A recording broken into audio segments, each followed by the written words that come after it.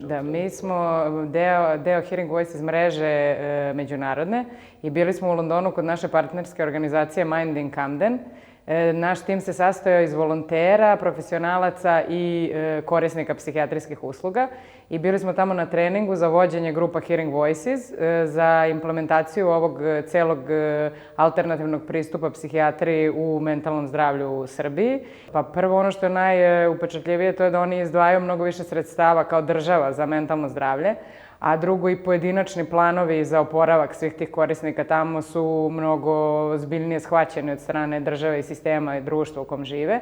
I negde ta vršnjačka podrška, odnosno peer support, sami ti korisnici tamo imaju mnogo više samopouzdanja i osnaženi su da povedu tu reformu. Tako da mi smo negde od njih mogli da naučimo kako da bolje pratimo naše korisnike i da ih osnažimo da oni sami preuzmu inicijativu i odgovornost za sopstveni oporavak.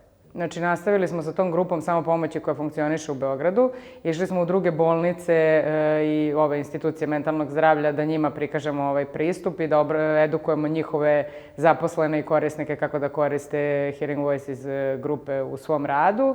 Onda podizali smo svest javnosti putem socijalnih mreža, publikaciju smo izdali koja se zove Naš glas, isto na ovu temu sa pesmama i pričama korisnika psihijatrijskih usluga i unapredili smo rad regionalne mreže sa kojom sad trenutno sprovodimo još 2 Erasmus Plus projekta.